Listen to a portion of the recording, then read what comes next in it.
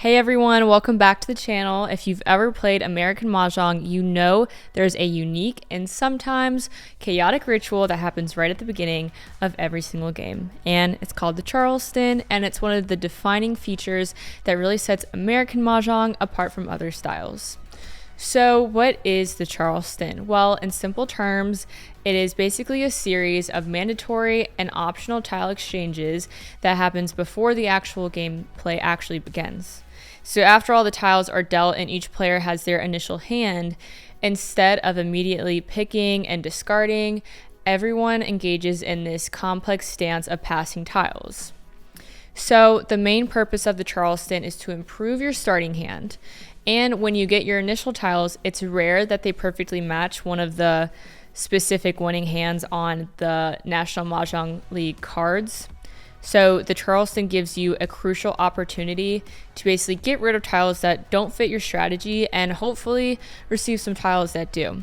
It's all about refining your hand and getting closer to that Mahjong. The Charleston consists of a series of passes, usually divided into a first Charleston, an optional second Charleston, and a courtesy pass.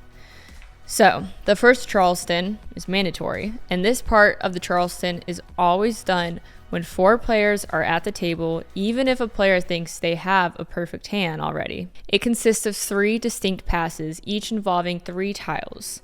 Pass to the right, each player selects 3 tiles from their hand that they don't want and passes them face down to the player on their right.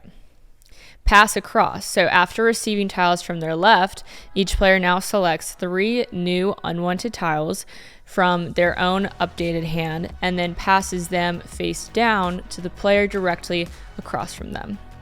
Now pass to the left. So finally, after receiving tiles from across, each player selects 3 more unwanted tiles and passes them face down to the player on their left.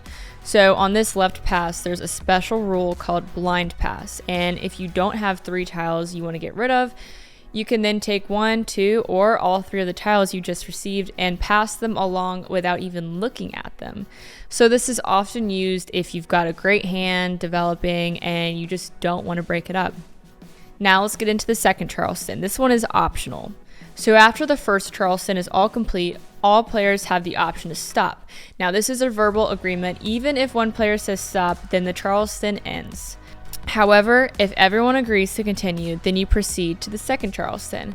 So this also consists of 3 passes of 3 tiles, but the direction is reversed. So 3 tiles are passed to the player on your left. Then you pass across. 3 tiles are passed to the player across from you. Next would be passing to the right. 3 tiles are passed to the player on your right. Just like the first left pass, this final right pass also allows for a blind pass. It's common for players to use a mnemonic like roller, right over left, left over right.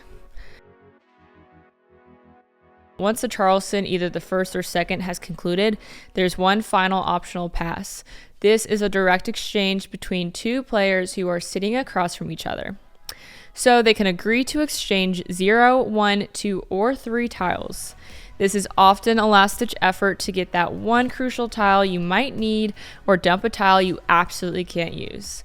So both players must agree on the number of tiles to exchange, and if one wants to pass 3 and the other only wants to pass 1, then only 1 tile is exchanged. So why is the Charleston so important? Well, it's your primary opportunity to discard junk tiles and receive tiles that might help you form a specific hand from the Mahjong card. So you have to make quick decisions. Do you commit to a specific hand early, or do you keep your options open? What tiles are you seeing coming around, and what might your opponents be collecting? A good Charleston can completely change your gameplay. So if you might start aiming for one hand and end up pivoting to an entirely different one based on the tiles that you receive. Now, a crucial rule to remember is you can never pass jokers during the Charleston. The person receiving the joker should politely return it to the player that passed the joker. Most likely the player passed a joker by mistake, but in case they didn't, the player should be made aware it is against the rules set by the National Mahjong League.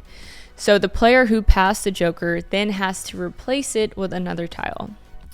The Charleston is a unique and exciting part of American Mahjong, and it definitely adds a layer of strategy and anticipation before the game begins.